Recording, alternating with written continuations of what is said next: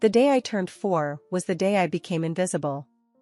Not in a cool, superhero kind of way, but in a my parents literally forget I exist kind of way. That's because my brother, Michael, came into the world, and suddenly, I might as well have been a piece of furniture for all the attention I got. My dad, Joe, was the kind of guy who had his heart set on passing his car repair shops down to a son. So, when Michael was born, it was like he won the lottery. Mom, Sarah, just went along with whatever made Dad happy. It was always about the heir and the legacy with him. Me? I was just Anna, the first attempt that didn't quite hit the mark. Joe, can you believe it? We have a son now. Mom's voice would echo through the house like she was announcing the arrival of royalty. Yeah, Sarah, the heir. Finally, Dad would respond, his voice booming with a mix of pride and relief, as if he'd been holding his breath waiting for a son and could finally breathe easy. I remember standing there, clutching my doll, feeling my heart sink. Didn't I count for something too? Thankfully, my grandparents, Frank and Mary, lived just down the street. They were my safe haven. Grandma Mary would always greet me with warm hugs and freshly baked cookies, making me feel like the most special girl in the world. Anna, come here, love. Tell me about your day, she'd say, her eyes twinkling with genuine interest. Grandpa Frank, with his endless stories and hearty laughs, made me feel like adventure was just around the corner. And then there was Aunt Lily, Dad's sister, who never had kids of her own but treated me like I was hers. Who needs em anyway? Aunt Lily would say about my parents, her voice rough from years of smoking. You got us, kid. We're your real family. Aunt Lily was the cool aunt. She'd take me on walks, tell me stories about the good old days, and teach me how to stand up for myself. If anyone gives you trouble, you come to me, she'd say, her tone serious, but her eyes soft. We don't take crap from anyone, got it? Got it, I'd reply, feeling a mix of comfort and confidence wash over me. Life went on like this for a while. At home, I was the ghost girl, tiptoeing around a brother who was showered with all the love and attention a kid could want. At my grandparents' house, I was Anna, the cherished granddaughter, the beloved niece. One evening, after another day of being overlooked, I went to my grandparents' house, seeking the warmth and affection I craved. The contrast between their home and mine was like night and day. Your dad's too caught up in his dreams of legacy, Grandpa Frank said, shaking his head. Doesn't realize the treasure he's got in you. He's a fool, Anna, Aunt Lily chimed in, her voice hard. But we've got your back, always. It was in these moments, surrounded by my grandparents and aunt, that I felt whole. They saw me for who I was, not as a disappointment or a shadow, but as Anna, a girl with her own dreams and worth. But no matter how much love they gave me, I couldn't shake off the feeling of being the forgotten daughter at home. It was a title I didn't want but seemed stuck with, a reminder that in my parents' eyes, I was just the prologue to my brother's story. My 10th birthday was a big deal, at least to me. In our little world, hitting double digits meant you were no longer a little kid. Grandma and Grandpa knew this and decided to surprise me with something I'd been dreaming of, my very own phone. Not just any phone, but a shiny, new one that I could use to call them or Aunt Lily anytime I felt invisible at home. Happy birthday, Anna!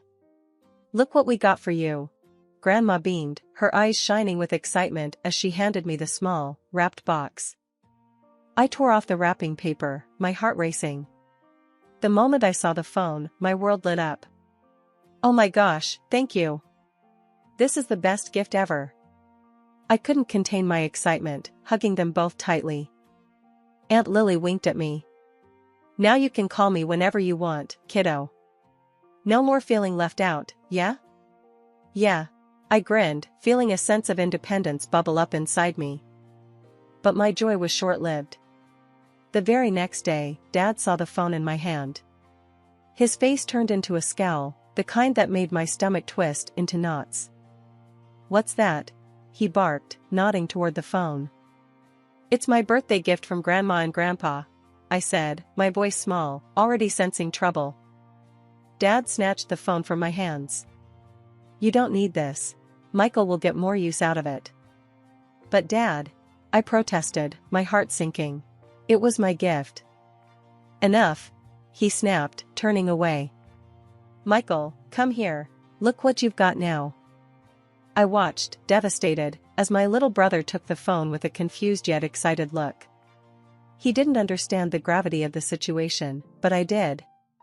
It was another loud, clear message: Michael mattered more. Later, I cried to Aunt Lily over what happened. She was furious, her usual cool demeanor replaced with fiery anger. That's bullshit. Aunt Lily rarely cursed, but when she did, it was serious. They had no right to do that to you. It's your gift, your phone. Grandma and Grandpa were more diplomatic, but equally upset. We'll talk to Joe, Grandpa said, his jaw set in a way that told me he meant business. The confrontation that ensued was something out of a primetime drama. Grandma and Grandpa, with Aunt Lily in tow, stormed over to our house. I tagged along, a mix of nervous and eager to see justice done. Joe, you will give Anna her phone back this instant. It was a gift from us to her, not to Michael, Grandma stated, her voice steady but filled with a rare edge of authority. Dad looked taken aback, not used to being challenged, especially in his own home. It's just a phone. Michael can. It's not about the damn phone, Joe. Aunt Lily cut in, her voice rising. It's about respecting your daughter's feelings. About showing her she matters too. There was a tense silence. Mom stood by, wringing her hands, a silent spectator as always. Finally, Dad relented, muttering under his breath as he fetched the phone and handed it back to me. Fine. But don't expect any more gifts like this, he grumbled. Thank you, I whispered, clutching the phone like a lifeline. As we walked back to Grandma and Grandpa's house, Aunt Lily put an arm around my shoulders. Remember, Anna, you're worth more than how they treat you. Don't you forget that. Grandma squeezed my hand. We'll always be here for you, my dear. Always. The year I turned 11, my world came crashing down. It wasn't just a bad day or a temporary setback, it was the kind of loss that changes everything. My grandparents, the two people who had been my rock, my sanctuary, were gone. Killed in a train accident, just like that. No goodbyes, no last hugs, nothing. Just a gaping hole where their love and warmth used to be. I remember coming home from school that day. The house was unusually quiet, but there was this tension in the air, thick enough to cut with a knife. Mom and Dad were in the living room, and Aunt Lily was there too, tears streaming down her face. I'd never seen her cry before. She was always the strong one, the unbreakable one. Seeing her like that scared me more than anything. What's going on? My voice sounded small, even to my own ears. Dad looked up, his face hard, no trace of the usual indifference. Your grandparents were in a train accident. They didn't make it. The words hit me like a physical blow. I couldn't breathe, couldn't think. My legs gave way, and I sank to the floor, the world spinning around me. Aunt Lily rushed over, pulling me into her arms. It's going to be okay, Anna.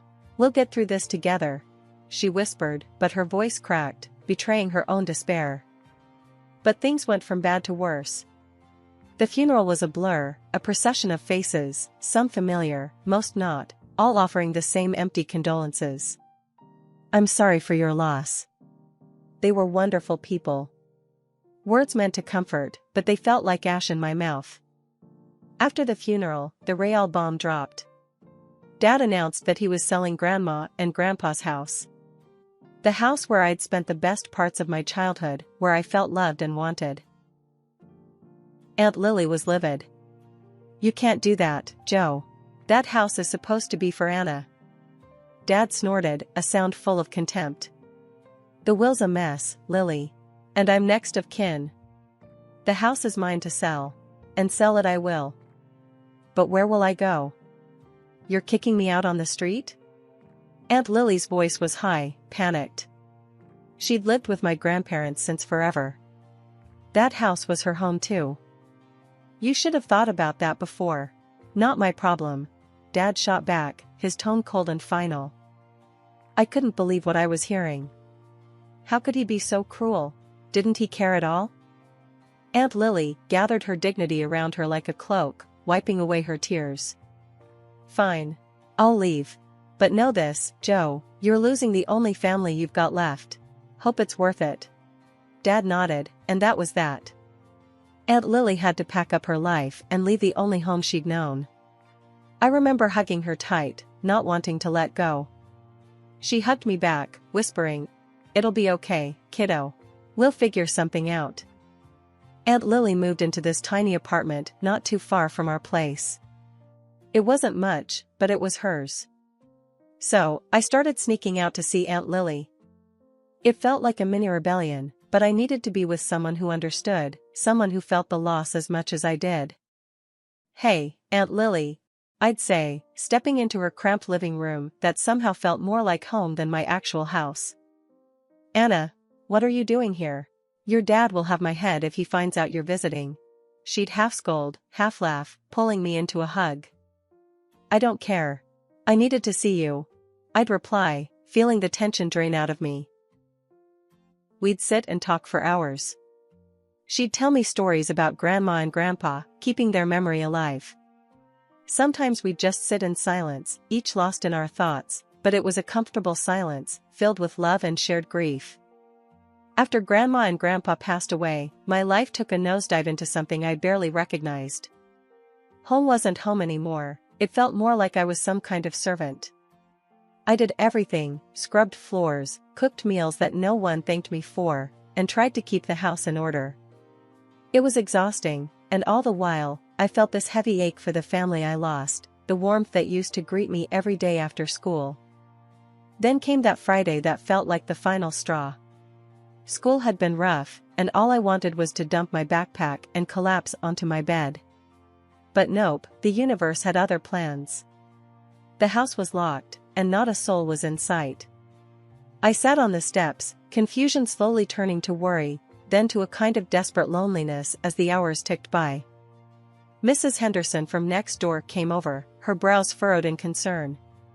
"Dear, why are you sitting out here? Didn't your folks tell you they were heading out for the weekend?" That's when it hit me. They left. Without a word, without a thought. Tears sprang to my eyes, and Mrs. Henderson tooted, shaking her head. "Oh, honey, come here," she said, but I shook my head, wiping at my eyes. "I'll figure something out," I mumbled, my voice all choked up. It was getting late, the kind of late that makes everything seem worse, so I made my way to Aunt Lily's.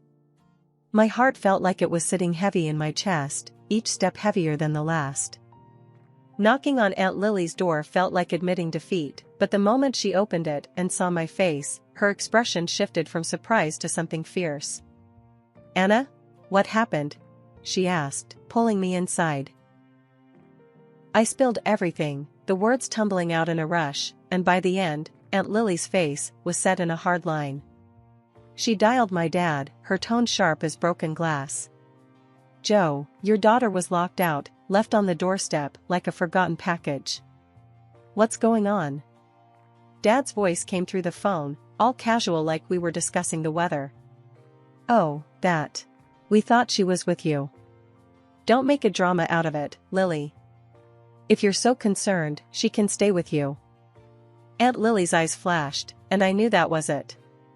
"Fine, Joe. She'll stay with me. Someone's got to look after her," she snapped, hanging up before he could reply. That night, Aunt Lily made space for me, a little nook in her apartment that felt more welcoming and warm than my entire house had felt in months. "You're with me now, kiddo. We'll make it work, you and me," she said, her voice soft but determined. And I stayed with her. Later, as I could understand with my childish mind, she got the status of guardian over me. Life with Aunt Lily was different. We didn't have much, stretching every dollar till it screamed, but there was laughter in that small apartment, and a kind of peace I hadn't felt in a long time. We were a team, tackling everything from bills to grocery shopping with a can-do spirit that made even the hard days seem okay. Living with Aunt Lily, things started to look up in ways I hadn't dared to hope. She pushed me, always in that tough love way of hers, to not let the past define my future. "You're smarter than you give yourself credit for, kiddo. Use that brain for something big," she'd say, nudging me towards the stack of college brochures piled on our tiny kitchen table. I hit the books hard. School became my escape, a place where I could prove to myself, and maybe a bit to my parents, wherever they were, that I was more than just a forgotten daughter. Nights were long, filled with study sessions that stretched until the streetlights outside flickered off. One evening, Aunt Lily caught me dozing off into my textbook. "You're burning the candle at both ends, Anna. Don't run yourself ragged." I rubbed my eyes, yawning. "I've gotta. Scholarships, Aunt Lily. It's the only way I'm getting into college." She sat down next to me, her voice serious. "I know, honey. Just, don't forget to breathe. You've got this, but don't forget to live a little too." Her words stuck with me, a gentle reminder that while the future was important, so was the present. When acceptance letters started rolling in, Aunt Lily and I jumped around our living room like a couple of loons. I had done it, full ride to study political science. The joy in Aunt Lily's eyes was something I'd carry with me forever. "You did it, Anna. I'm so damn proud of you." College was a whirlwind. Between classes, I snagged a part-time job and applied for every scholarship under the sun. Money was tight, and every little bit helped. Aunt Lily did her part too, working extra shifts, always with that uncomplaining resilience that defined her. "Every penny towards your future," she'd say, slipping me a few extra dollars she'd saved up from tips. I graduated top of my class, fueled by a blend of Aunt Lily's unwavering support and my own stubborn determination. The day I walked across that stage, diploma in hand, I saw Aunt Lily in the crowd, cheering louder than anyone. I couldn't help but think, this is for us. Landing a job after college felt like the next big leap. It wasn't just any job either. A renowned think tank had seen potential in me, a kid from nowhere with nothing but grit and a degree. "You're going to do great things, Anna. I just know it," Aunt Lily said, her voice thick with emotion, the night before my first day. "Yeah, but only because you believed in me first," I replied, knowing full well that none of this would have been possible without her. As my career took off, so did the rest of my life. Landing a job at a prestigious think tank was just the start. My days were filled with research, policy analysis, and even the occasional TV appearance to discuss the latest political developments. It was exhilarating, the kind of life I'd dreamed of but never really believed I'd achieve. One evening, after a particularly successful panel discussion on television, Aunt Lily and I sat in our living room, a modest but cozy space we'd made our own over the years. She was flipping through the channels, trying to find a rerun of the discussion. "Look at you, all smart and important on the TV. Makes an aunt proud," she said, not looking away from the screen. I laughed, feeling a warmth spread through me. "Come on, Aunt Lily. It's just a panel. Besides, I wouldn't be here without you." "That's right, you wouldn't," she teased, finally settling on the channel just as my segment replayed.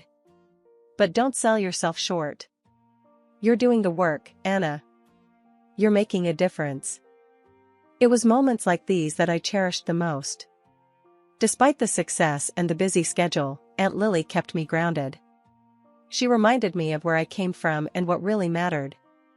Then came Mark, a fellow political scientist I met at a conference. He was passionate, smart, and, unlike me, incredibly outgoing. We hit it off immediately, finding common ground in our work and our shared vision for the future. Introducing him to Aunt Lily was a nerve-wracking experience. They were the two most important people in my life, and I desperately wanted them to get along. "So, you're the young man who's stolen Anna's heart," Aunt Lily said, eyeing Mark with a mix of skepticism and curiosity as we sat down for dinner one night. Mark chuckled, not missing a beat. "Stolen is such a strong word. I'd like to think she gave it willingly." Aunt Lily snorted, but I could tell she was impressed. "Well, as long as you keep her happy and support her dreams, we won't have a problem."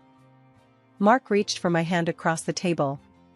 "Nothing is more important to me," he said, and I believed him. Our life together blossomed from there. We got married in a small, intimate ceremony with Aunt Lily officiating. It was perfect, a celebration of love, family, and new beginnings. When we moved to a new state for Mark's business ventures, it was a big change, but it felt right. We built a large, warm house that soon echoed with the laughter of our two daughters, Emily and Sophie. Aunt Lily moved in with us, taking on the role of doting grandmother with gusto. My career continued to thrive. I participated in debates, led election campaigns, and even received an award from the state governor for my charitable work. It was a far cry from the lonely, forgotten girl I once was. Despite the early hardships, the loss, and the struggles, I'd found success, love, and a family that was mine by choice, not just by blood. Aunt Lily, Mark, Emily, Sophie, they were my world, a testament to the fact that with enough love and determination, you can build a future worth dreaming of. Walking back from a big interview, my mind was buzzing with thoughts of how it went and the questions I could have answered better. That's when I saw them in the parking lot, two figures looking lost and out of place. As I got closer, a wave of surprise hit me. It was my parents, the very same who'd left me to fend for myself all those years ago. "Can I help you?" I asked, even though I recognized them immediately. "Anna, it's us. We saw you on TV. My mom started, her voice overlapping with my dad's. "We're so proud of you, darling," my dad added, trying to find the right words. "We've missed you. We want to be part of your life again." I couldn't hide my astonishment, nor the bitterness that quickly followed. My life? Now? My family is Aunt Lily, Mark, and my girls. You chose to leave that life behind. They looked desperate, almost as if they were clawing at the last straws of hope. "Please, Anna, we're your parents. We made mistakes, but we're family." That's when I pressed them, needing to understand their sudden reappearance. "Why now? What's changed?" The story spilled out. My brother, chasing his musical dreams over the path they had chosen for him, leaving them to face their crumbling world alone. My father's neglect of the business leading to its downfall, my mother's lack of work experience leaving them without a safety net. Their house, once a symbol of their future, now on the market with nowhere else to turn. Listening to them, I felt a mix of emotions. There was a part of me that wanted to help, to extend the compassion I'd learned to embody through my political career. Yet, another part of me remembered the nights spent locked out, the birthdays forgotten, the milestones uncelebrated. Standing there on the street, I didn't hold back. "You remember when you tossed Aunt Lily out, right? Or how about the time you left me sitting on the porch, locked out of the house?" "Yeah, I haven't forgotten that," I told them, each word heavy with years of unspoken hurt. I could see the realization dawning on their faces, the weight of their actions finally sinking in. But it was too late for regrets. I reached into my purse, pulled out some cash, and handed it to them. "This should cover your trip back. I think it's best if you leave now." Watching them walk away was like closing a book on a long, painful chapter of my life. But there was one call I needed to make, to my brother, the one person who truly understood what it was like growing up in our household. "Hey, it's me," I started, the moment he picked up. "Guess who just paid me a visit?" His laugh came through the phone, light and knowing. "Let me guess, our dear old folks?" "Yeah, but I handled it. Told them we're doing just fine without their sudden guilt trip," I said, feeling a mix of relief and strength. "I'm proud of you, sis. You've always been the strong one," he replied, his voice warm and reassuring. "How's the tour going?" I asked, changing the subject to something lighter. "It's amazing. You wouldn't believe the crowds we're drawing. Guess I'm finally living the dream, huh?" His excitement was palpable, and it made me smile. "Always knew you would. Just promise me you'll swing by here on your next tour. The girls would love to see their uncle rock the stage." "Wouldn't miss it for the world," he promised. "Take care, sis. Love you." "Love you too." Hanging up, I felt a profound sense of peace. My life had come full circle in so many ways. Here I was, a successful woman, surrounded by people who loved me for me. Aunt Lily, Mark, my girls, and even my brother, from afar, formed the fabric of my true family.